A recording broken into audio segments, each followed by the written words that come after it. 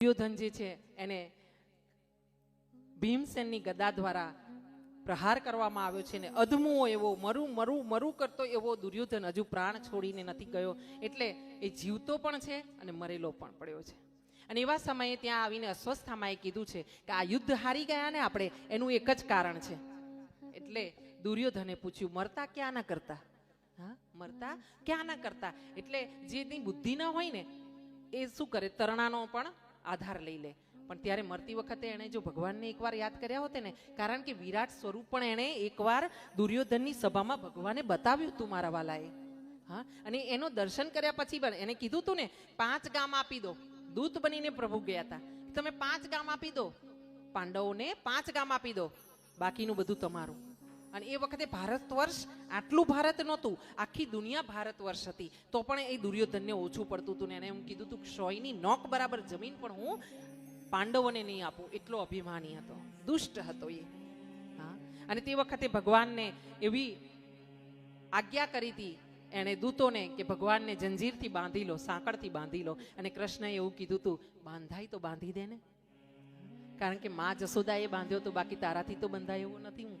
હા, અને જ્યારે એને બાંધવા ગયા ને ત્યારે પ્રભુએ વિરાટ સ્વરૂપથી દુર્યોધનને એને ભરી શોભાને દર્શન આપ્યા હતા. પણ આ મૂર્ખ, એમ કહેવાય ને કે ગર્ભમાં જ્યારે બાળક હોય ને ત્યારે માતા અને પિતાએ જે કર્મ કર્યા હોય ને એની અસર પડે બાળકો પર.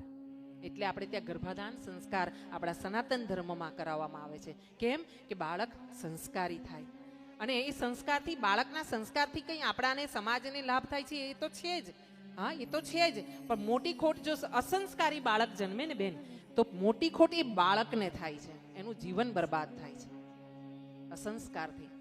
હા, અહીંયા પ્રભુએ કીધું કે બાંધવું હોય તો બાંધી લે. આ સ્વયં ભગવાન જગતનો નારાયણ, ચતુર્ભુજ નારાયણ સામે ઉભા હતા, તો પણ દુર્યોધનની આંખો ના ખુલી. આજે મરણ સૈયા પર બેઠો છે, આટલું જોયું છે કે પ્રભુ ઉભા હોય છે ને ત્યાં કોઈનું કારીગરી ચાલતી નથી, અને છતાં પણ દુર્બુદ્ધિએ આ અશ્વસ્થામાને કીધું કે તમે જો કોઈ કામ થતું હોય, આ યુદ્ધ તો હારી જ ગયા છે, પણ હજુ પણ કંઈક થતું હોય અને આ પાંડવોનો નાશ થતો હોય ને તો બતાવો.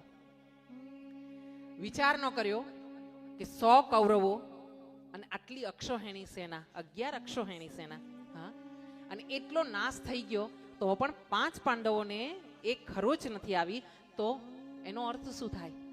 માણસે જો ભૂલ થાય ને, અહીંયા બતાવવામાં આવ્યું છે, ભૂલ થાય, માણસ છીએ, માણસ માત્ર ભૂલને પાત્ર, પણ આગળ આપણે બીજી ભૂલ થતા આપણે રોકી લેવી જોઈએ આપણા જીવનમાં.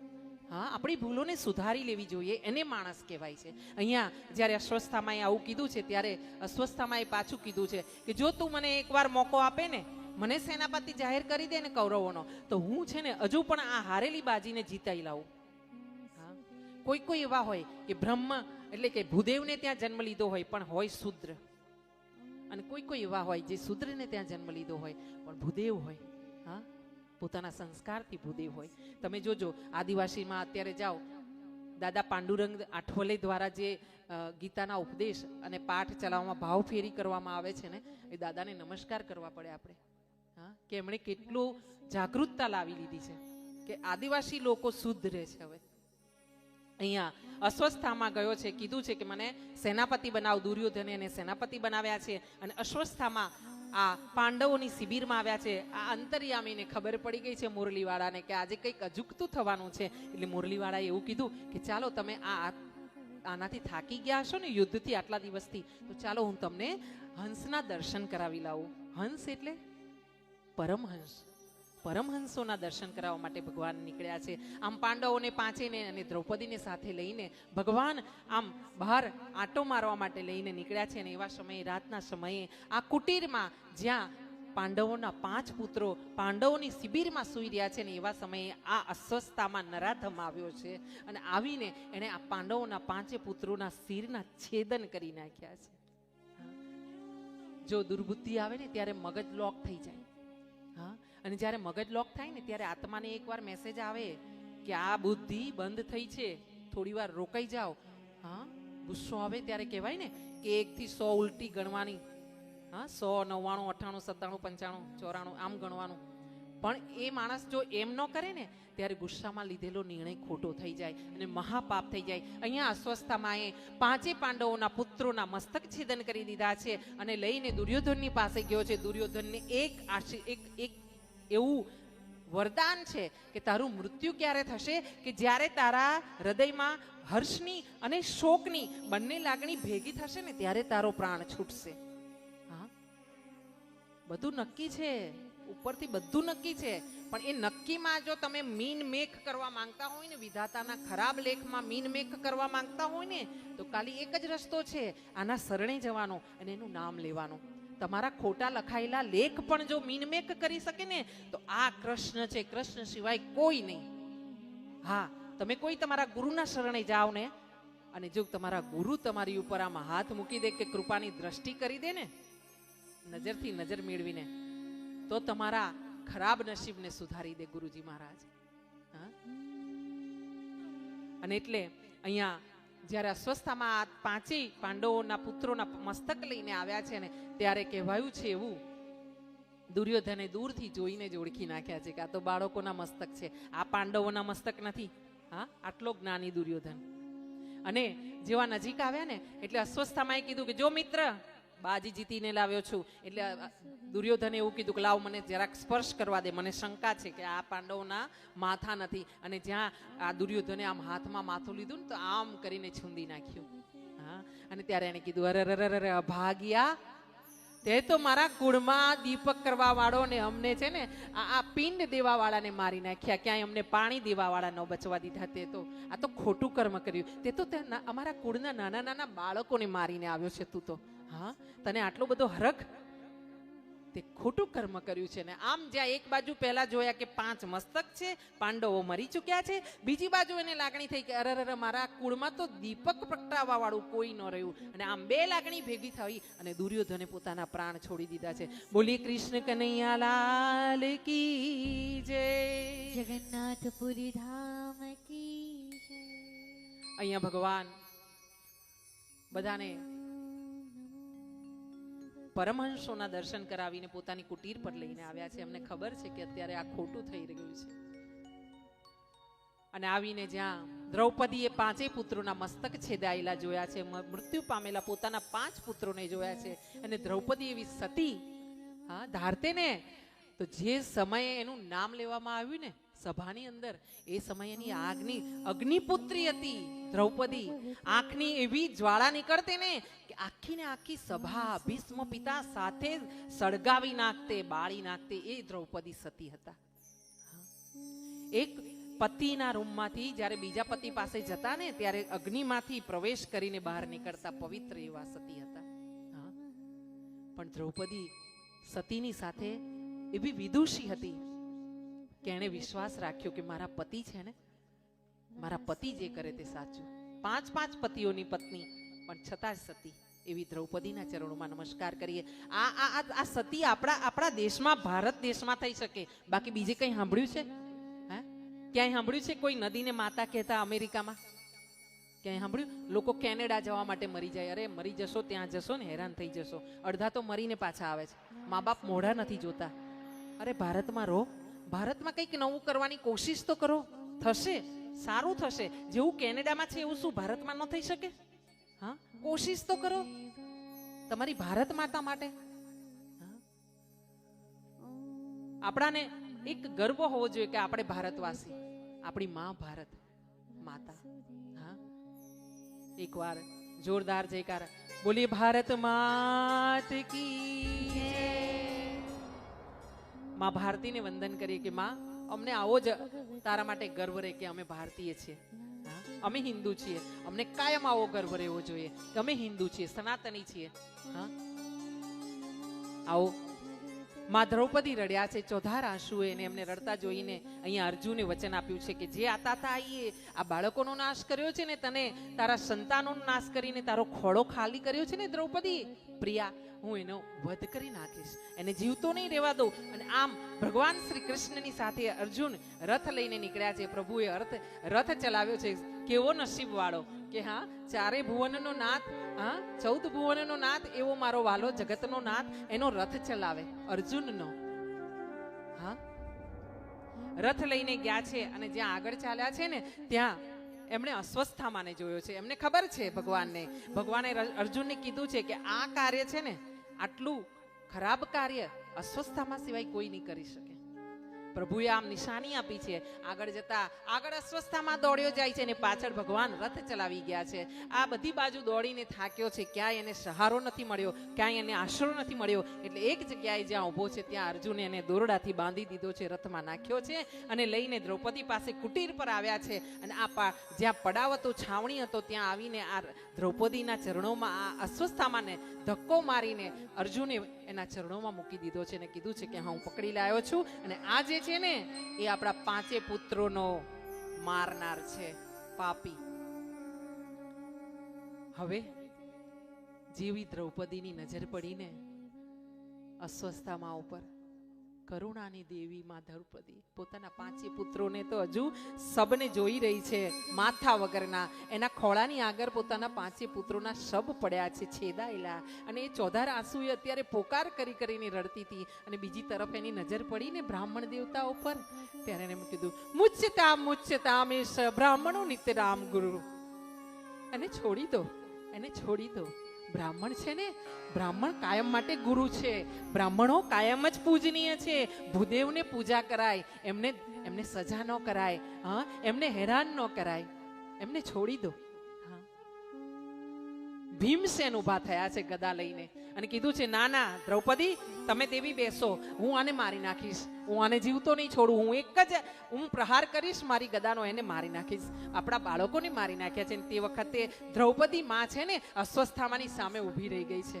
આગળ 2 હાથ જોડીને કીધું છે, છોડી દો દેવ, એને છોડી દો. આ બ્રાહ્મણનો દીકરો છે. આપણે બ્રાહ્મણને ન મરાય. આપણે ક્ષત્રિય છે, આપણો આ ધર્મ નથી. હા,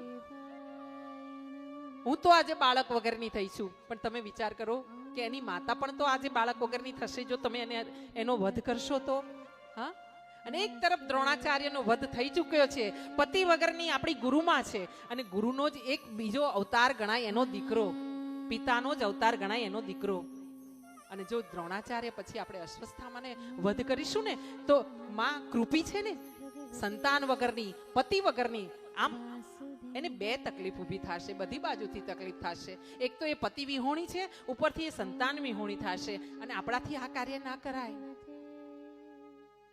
હાથ જોડીને જ્યાં અસ્વસ્થામાને બચાવ્યો છે ત્યારે અર્જુને પૂછ્યું છે પ્રભુને કે પ્રભુ હવે શું કરવું? ત્યારે પ્રભુએ હાસ્ય કરતા કીધું છે, મેં ત્યારે તને આને બાંધ્યો હતો ને, જ્યાં પકડ્યો હતો ને ત્યારે જ મેં તને કીધું હતું કે આનો વધ અહીંયા જ કરી નાખ. પણ તે એવું કીધું કે દ્રૌપદીની સામે હું એનો વધ કરીશ. હવે તું અહીંયા લઈને આવ્યો છે તો હું શું કહી શકું?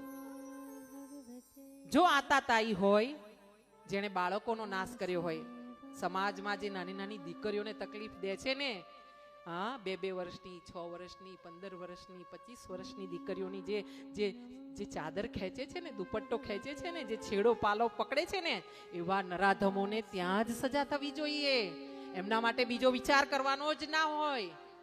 હા, એકવાર સજા એવી થાય ને બજાર વચ્ચે, તો બીજી વાર એવો નીચ પાકતા 5 વાર વિચાર કરે.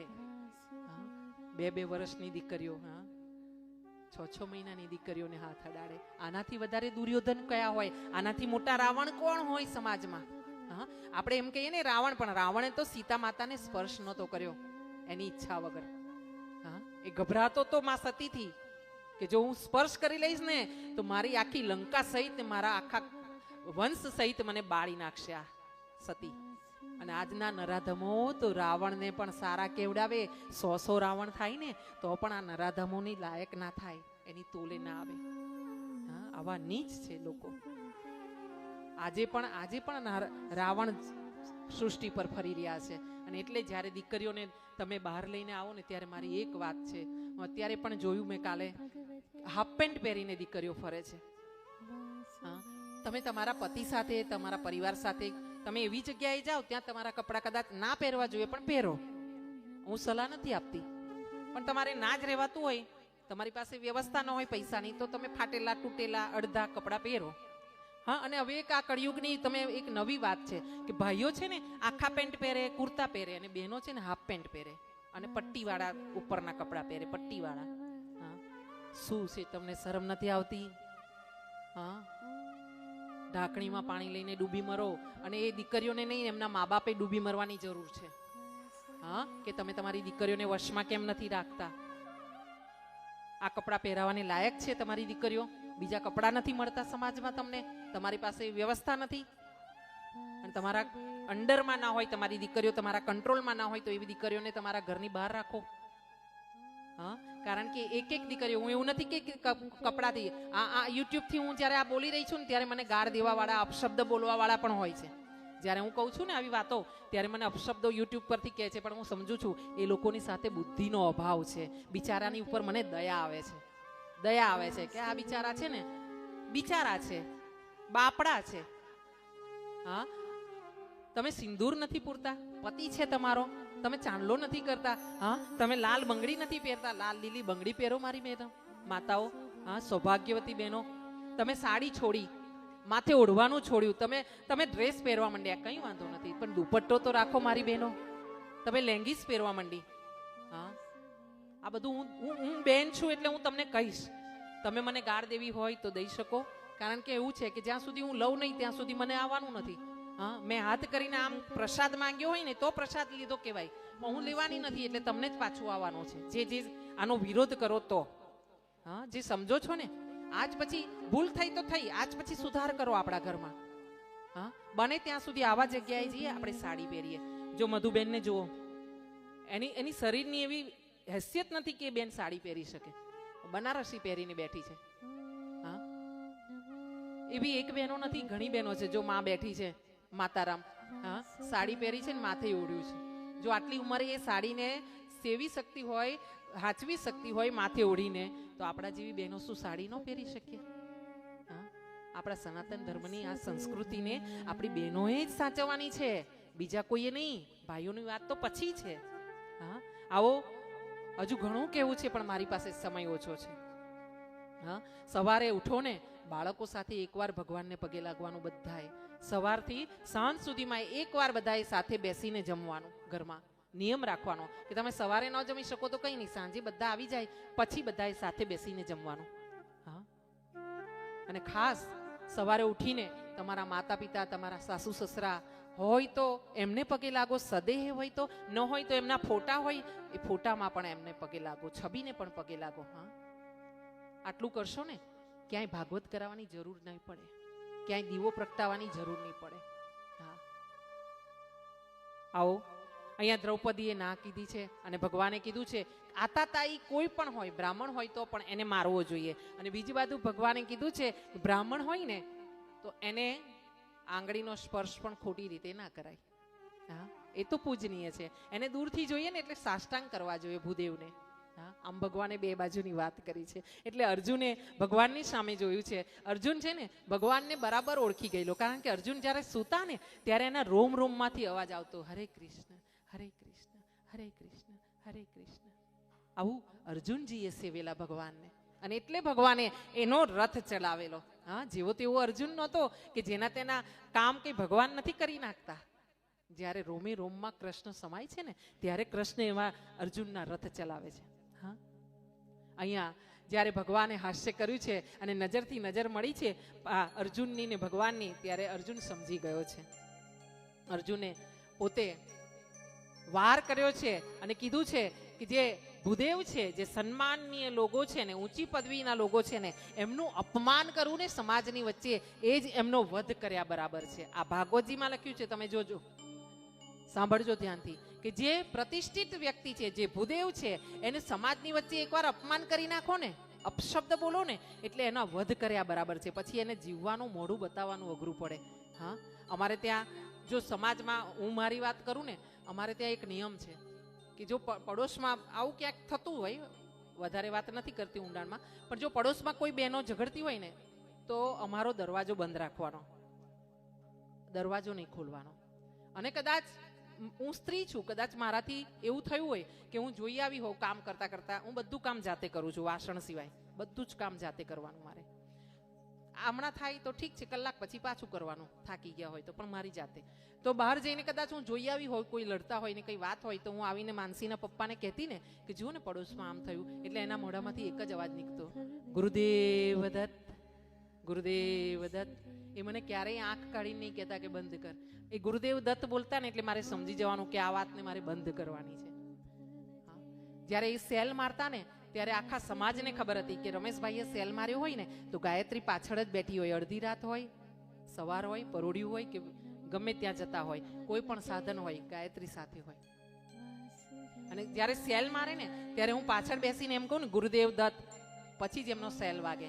એ સમજી જાય કે આ વ્યવસ્થિત પાછળ સીટ પર ગોઠવાઈ ગઈ છે, હવે સેલ મારવાનો છે. હા. સાંજ પડતી ને અમે પંચપદી કરતા, દત્તભાવની, ભગવાનની આરતી, સ્તુતિ, વંદના, અને પછી અમે સૂતા. હિંચકા પર બેસીને અમે આટલું કરતા જમ્યા પછી. હા. એટલે આ રીત રાખશો ને જીવનમાં તો ક્યાંય તમને કોઈ આડખીલી નહીં થાય, જીવનમાં ક્યાંય તકલીફ નહીં આવે. અહીંયા કહેવામાં આવ્યું છે કે તમે આ રીતે જો અપમાનિત કરો ને ભૂદેવને તો એ માર્યા બરાબર જ છે. હા. એટલે અહીંયા અર્જુને પોતાના તીર દ્વારા એના લલાટમાં જે જન્મથી મણી લઈને જન્મેલો ને અસ્વસ્થામાં, એ લલાટમાંથી એ મણીને કેસ સહિત ખેંચી લીધો છે. અને આમ અસ્વસ્થાને પ્રતાડિત કરીને કાઢી મૂકવામાં આવ્યો છે. અસ્વસ્થામાં રડતો રડતો પોતાના સ્થાનથી અલગ થયો છે. અહીંયા અસ્વસ્થામાં શ્રીહીન થયો છે, કારણ કે ભૂદેવને અપશબ્દ બોલવામાં આવ્યા છે. અહીંયા આગળ જતા કથા